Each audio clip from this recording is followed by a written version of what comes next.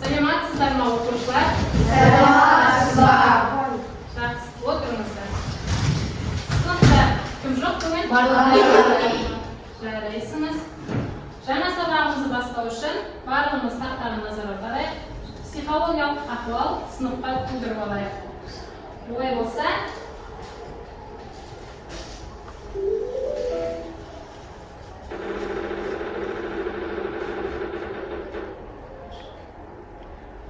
жақсы. Адия. Бүгінгі күніне сәттілік. Жарайсың, рахмет.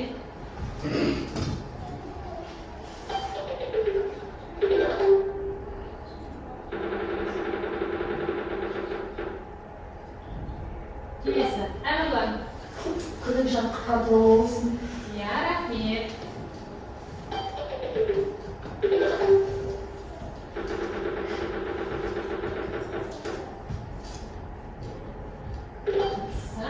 Дильназ.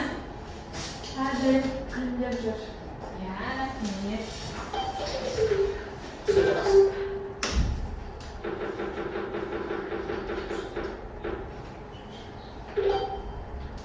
Мадия. Иә, рахмет.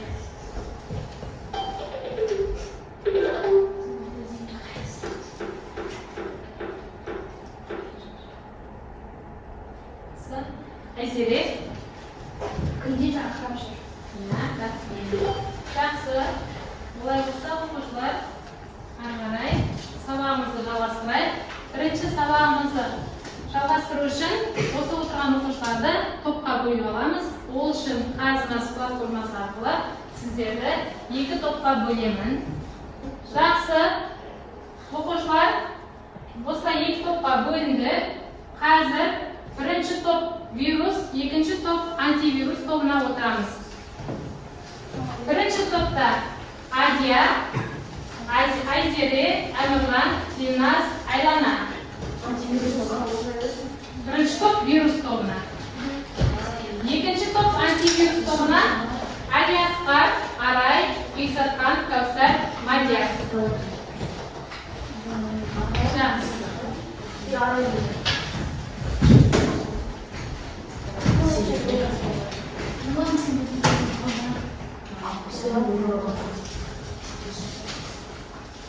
Жақсы оқушылар, олай болса қазір бекіту сұрақтарына жауап берейік. Тақтаға назар аударамыз.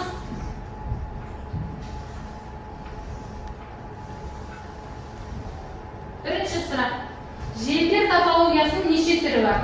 Адия. 4 түрі бар. Жақсы. Өте жақсы, жарайсың. Екінші сұраққа жауап береміз. Желдер таралу ерекшелігіне қарай неше түрге бөлінеді? Жақсы. Айлана. 4 түрі бар. Желдер таралу ерекшелігіне қарай 4 түрі бар. Жарайсыңдар. Өте жақсы.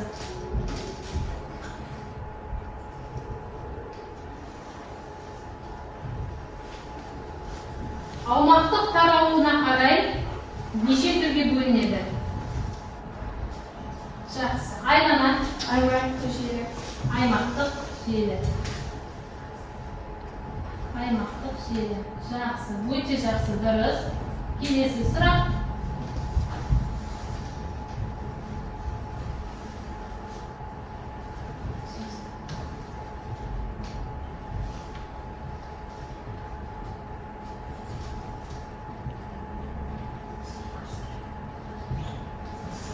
Жергілікті желідегі компьютерлердің бір-бірімен байлану тәсілі не деп айтылады?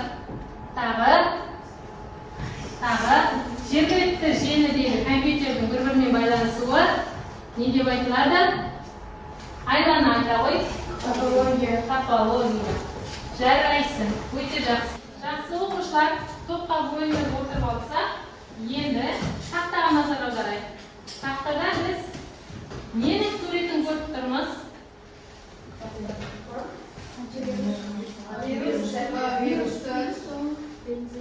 Кім айтады? Әмірлан айта ғой. Бірінші суретте вирустарды тазалау жолдары, яғни антивирустардың суреттері. Ал екінші суретте антивирустардың Адамның суреттері үшінші Virus. Жақсы, өте дұрыс, жарайсың. Олай болса, біздің ендігі тақырыбымыз не деп ойлаймыз? Олар антивирустық қауіпсіздік. Жақсы, күннің жатын жазып, дәптерімізге тақырыбымызды жазамыз.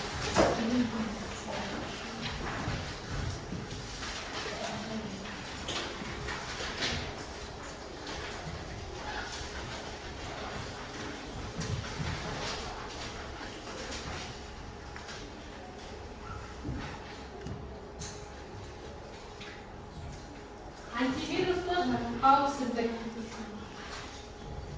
Сабақтың мақсаты компьютерге зиян келтіретін бағдарламалардың түрлерін анықтайды. Антивирустық бағдарламалардың қызметін түсінеді. Компьютерді зиянды бағдарламалардан қорғау тәсілдерін анықтай алады. Негізі біздің бүгінгі сабағымыздың мақсаты осы. Жақсы, барлығымыз тақырып жазып па? Жарайды. Олай болса, тақтаға назар аударайық. Жаңа сабақпен танысып алайық.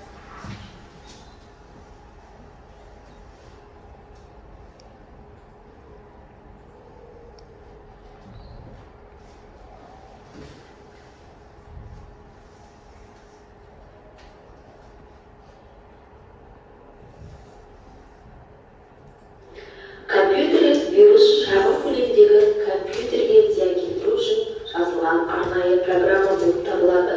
Вирустық программа өздігінен басқа программалардың алдына немесе соңына жазылып, өз жұмысын, яғни компьютердегі программалардың файлдарды білдіруге кіріседі. Ең бірінші басында вирустың файлға, папкаға, жалпы операционға келіп түскендігін біз байқамаймыз. Бірден келе ол өзінің орын алғаннан кейін жайлап файлдарды құртып бастайды. Біршама уақыт өткеннен кейін вирус жұққан компьютерлердегі ауытқуларды байқайтын боламыз. Олар мынандай мысалы экранға белгісіз деректер, символдар, тағы басқа шығады. Файлдардың ашылмай қалуы жиілейді. Компьютердің жылдамдығы төмендейді. Кейбір программалар өз жұмысын тоқтатады. Экранда кенеттен әртүрлі бейне және дыбыстық эффекттер өздігінен пайда бола бастайды. Қазіргі компьютерлік вирустар негізінен екі топқа бөлінеді. Олар резиденттік және резиденттік емес. Резиденттік вирустар деп отырғанымыз компьютер жадында тұрақты сақталатын вирустар, ал резиденттік емес вирустар олар компьютер жадында тұрақты сақталмайды.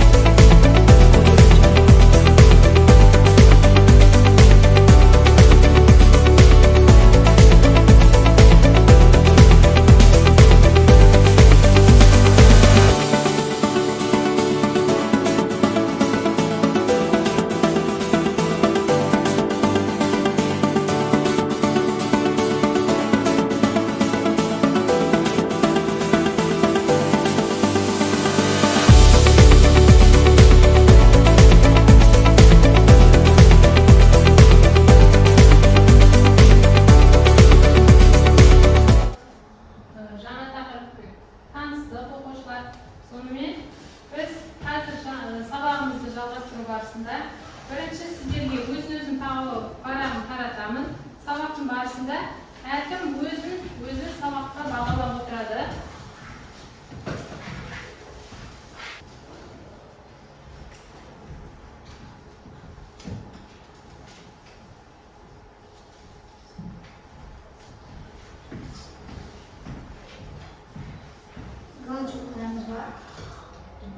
Тапсырмасай, бағамызды қойып отырамыз. Осы отырған топ болып, берілген суреттерді, көрнекіліктерді пайдалану арқылы постер қорғаймыз. Вирус тобына және антивирус тобына. Егер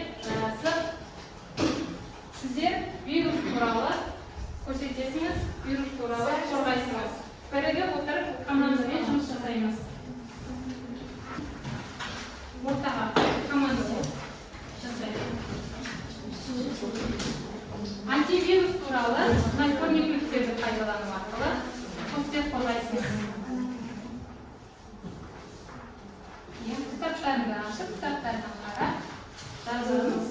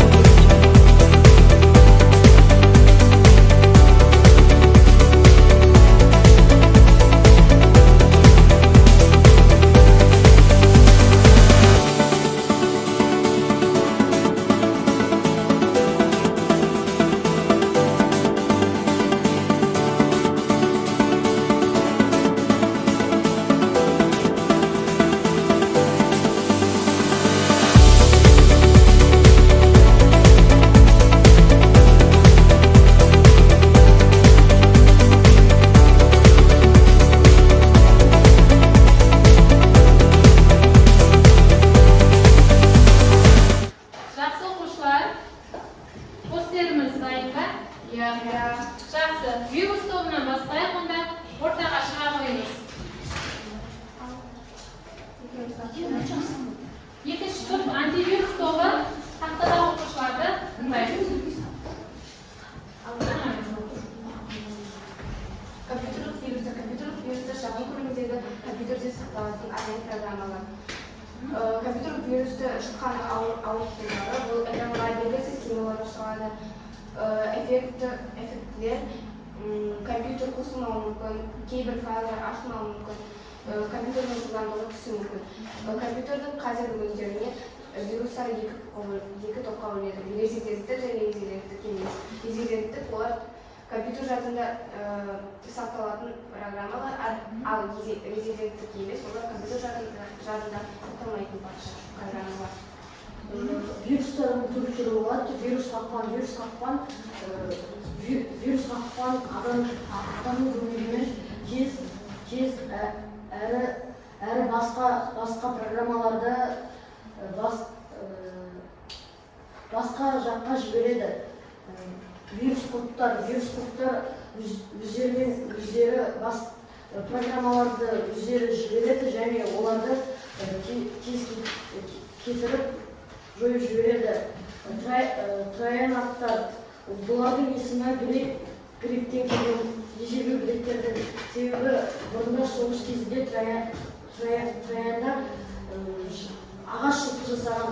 Сол кезде оны гректерге сыйға тартқан кезде оның ішінде жауынгерлер болып гректерді жаулап алған болатын. Логикалық бомбалар өздері шабуыл жасап, басқа заттарды басқа жаққа жіберіп, тіпті оларды бұзып кетіп тастауы мүмкін. 1987 жылы аға інілі адамдар Брайан атты программа жасаған болатын. Олар көптеген алаяқтарға, қарақшыларға жасап, оның аты қарақшылар деп атап қойған болатын. Жақсы, өте жақсы. Жарайсыңыз, отыра қоямыз. Жақсы.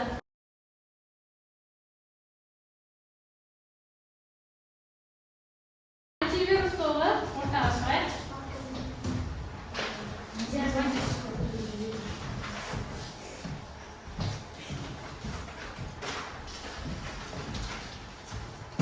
Детектор программалары бұрыннан белгілі вирустардан қорғай алады. Ал жаңадан компьютерге кірген вирустарға қарсы дәрменсіз, яғни жаңадан кірген вирустардан компьютерді қорғай алмайды. Доктор программасы вирустарды жойып, оларды revizor programmalari bol degimiz kompyuterdagi turli ma'lumotlarni esga saqlab keyingilarga solishtiradi. Al kelesi suzg'u programmalar degimiz kompyuterdagi jiddiy jadida o'rnashadi. Yaxshi. Bunmen antivirusning qanday turlarini aytib o'tdik? Detektor programmasini, doktor programmasini, Yana revizor programmasi, yana suzg'u Aha, yaxshi. Sharaysizlar, o'ta yaxshi.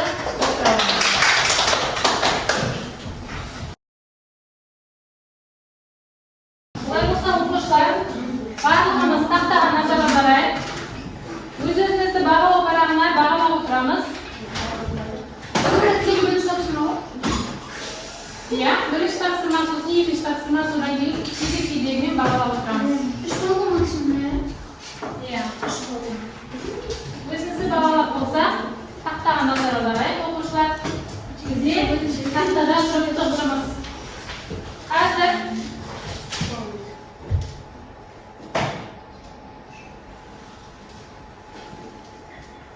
berilgan taqsimani muqiyat tinglab olaylik.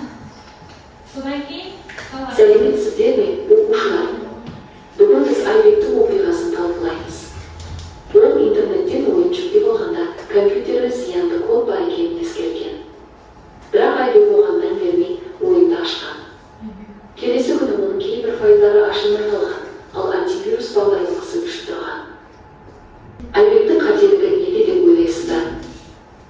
Мұндай жағдайдың алдын алу үшін не істеуге болады? Компьютерге зиян келтіретін бағдарламаларды қалай атаймыз? Және антивирустық бағдарламалардың негізгі қызметі қандай? Жақсы, оқушылар. Мен сіздерге қасымыздағы оқушылармен жұптық жұмыс орындаймыз. Осы тақта қағазына жазып береміз. Тапсырманы Аясқа әмірлән екеуін бірге қой. Бұл жерде тапсырма беріліпті және сұрақтар берілген. Осы сұрақтарды жауап беріп, дескрипторына қарай отырып, өзіңізді бағалайсыңыздар. Жақсы. Айселе, жұптық жұмысқа айта ғой. Айбектің қателігі бағдарламада зиянды код бар дегенге мән берілген. Иә, сосы. Айбек бағдарламада зиянды код бар екенді мән беріп болады. Иә, жақсы. Айбектің қателігі. Айбектің қателігі кодқа мән берілуі. Иә, қабыл келіп тұрған хабарламаға мән берілуі. Жақсы, жарайсың. Өте жақсы. Барлығымыз орындап болдық па жұптық жұмысты? Жарайсыңдар. Ноутбуктар, нетбуктар бар. Соларды пайдалану арқылы қазір мына жеке жұмысты орындаймыз. Бұл жерде практикалық тапсырма берілген.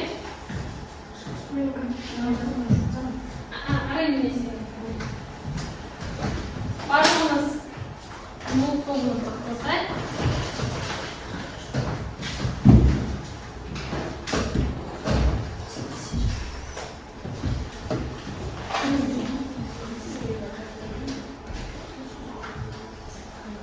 Берілген тапсырманы практикалық жұмысты алдымыздағы ноутбуктарымызда орындаймыз.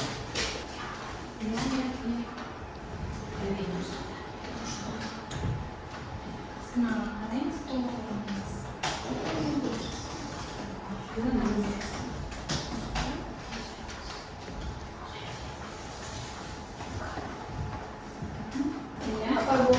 Жақсы, жарайсыңыз.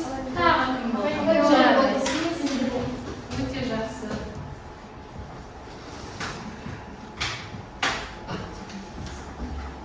Жақсы. Әмірлан, айта ғой, компьютерінде қандай антивирус орнатылған екен? Avast антивирус. Иә, жақсы. Өте жақсы. Тағы кім орындап болды жеке жұмысты? Жарайсың. Арай айта ғой. Менде де Avast антивирус программасы орнатылған екен. Жақсы, Айлана. Менде де сондай Avast Жақсы, өте жақсы, жарайсыңыз. Тамаша. Ары қарай сабағымызды жалғастырсақ, оқушылар, енді сіздерге тақтаға назар аударсақ, бекіту тапсырмасы берілген екен. Осы тапсырманы тақтадағы QR код арқылы сканерлеп, барлығымыз тапсырманы орындаймыз. Барлығымыз телефонымызды алайық, камерасын ашып, QR кодты сканерлейік. Телефондарыңызға назар аударыңыздар. Оқушылар, олай болса, телефонымыздан берілген сұрақтарға жауап беріп өтейік.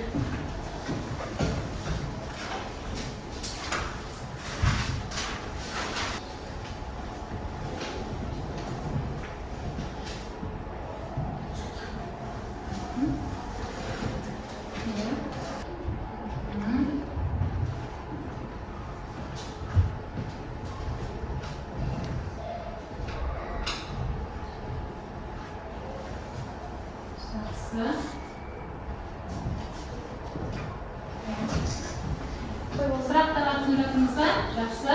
Басқаларымызды бітірген күтейік. Жақсы. Оқушылар тест тапсырып болғаннан кейін қазір сұрақтан неше балл жинағандарын өздеріңізге көрінеді. Телефондарыңызға көрінеді қазір. Және оны мен тексеруге экспорттап алып, нәтижесін көруге болады. Кім бар? Аяқтар тест оқушылар.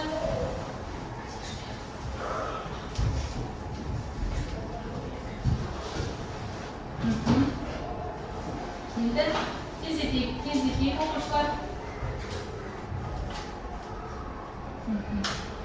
Жақсы. Енді өздеріңізге осыдан кейін экрандарыңызға, телефондарыңызға қарасаңыздар, неше балл алғандарыңыз көрініп тұр. Бағалау парағына бірден жазып қойыңыздар.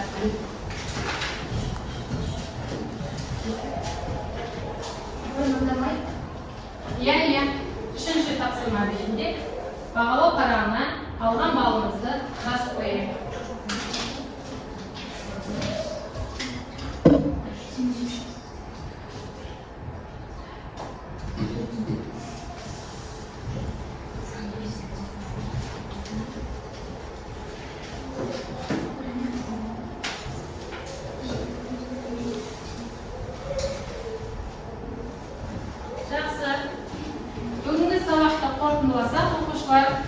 Сіздерге сабақ түсінікті болды ма? Иә.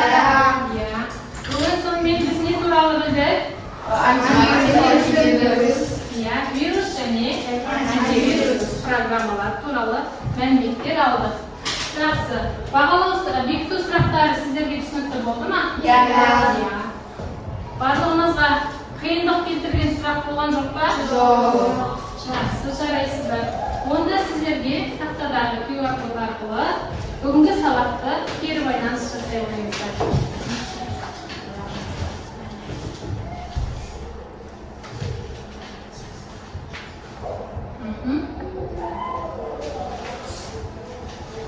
Енді бағалау парақтарыңызды маған жинап бере алыңыздар. Барлық балыңызды жазып қойдыңыздар ма?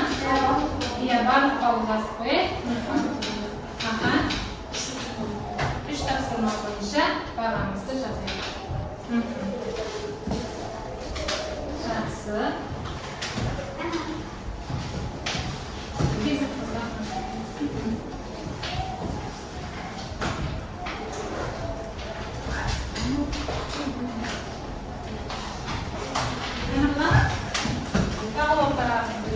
Жақсы.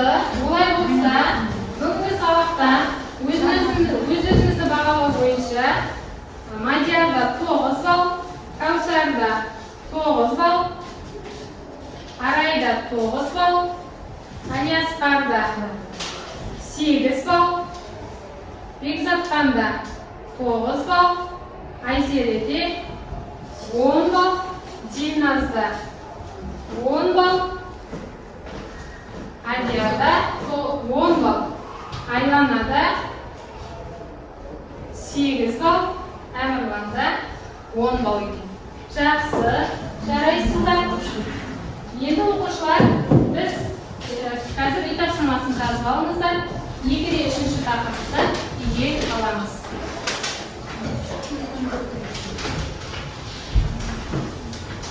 Жазып алайық барлығымыз.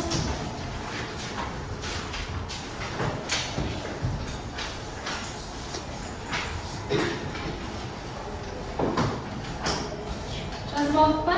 Жақсы. Олай болса, сабақ аяқталды. Сау болыңыздар. Sağ olun.